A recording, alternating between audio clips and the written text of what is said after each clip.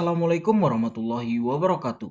Pada kali ini kita akan membahas tentang translasi. Translasi merupakan bagian dari transformasi bangun datar. Adapun beberapa jenis dari transformasi bangun datar adalah yang pertama translasi atau pergeseran, kemudian yang kedua adalah refleksi atau pencerminan, yang ketiga adalah rotasi atau perputaran, dan yang keempat adalah dilatasi. Mentransformasikan suatu bangun datar dilakukan dengan mentransformasikan titik-titik pada bidang tersebut. Nah, tapi dalam video kali ini kita hanya fokus membahas tentang translasi. Jadi, translasi adalah suatu transformasi yang memindahkan suatu bangun datar dengan jarak dan arah tertentu atau dengan cara digeser. Hasilnya berupa bangun datar yang sama dengan ukuran semula. Adapun sifat-sifat translasi adalah sebagai berikut. Yang pertama, tidak mengubah bentuk dan ukuran. Jadi ketika ditranslasikan tidak akan mengubah bentuk ataupun ukurannya. Kemudian yang kedua, setelah ditranslasikan akan mengubah kedudukan dari titik, garis, ataupun bidang yang kita translasikan. Jadi untuk lebih jelasnya, perhatikan penjelasan berikut ini. Misalnya ada titik P, itu koordinatnya adalah X, Y. Kemudian titik P ini akan kita translasikan, jadi titik P akan kita translasikan sejauh AB. Jadi kita geser sejauh A dan B. Maka hasilnya adalah, jadi titik akhir setelah ditranslasikan adalah jadinya X ditambah dengan A, Y ditambah dengan B. Nah, contohnya misalkan kita punya titik di 2,1. Jadi misalkan ini kita punya titik di 2,1. Jadi titik P itu 2,1. Kemudian ditranslasikan sejauh 2,3 misalnya. Jadi ditranslasikan sejauh 2,3. Maka P aksennya adalah X ditambah A. 2 adalah nilai X, 1 adalah nilai Y. Maka 2 ditambah nilai A-nya adalah 2. Ini nilai A-nya itu adalah 2 ini. Nah, maka 2 ditambah 2. Jadi 2 ditambah 2, 1 ditambah dengan 3. Berarti 1 ditambah dengan 3. Maka P aksennya itu sama dengan 4,4.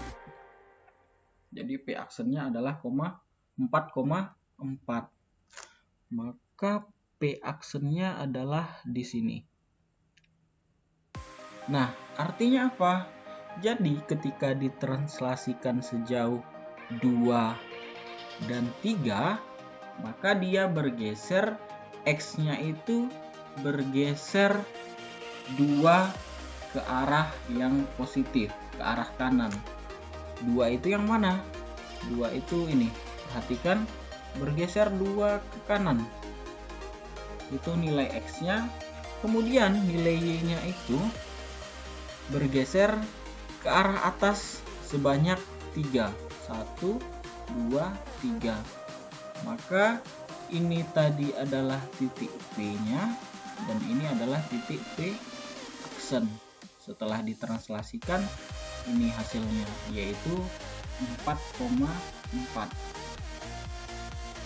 Nah, kemudian contoh yang kedua supaya lebih jelas, misalkan ada titik K.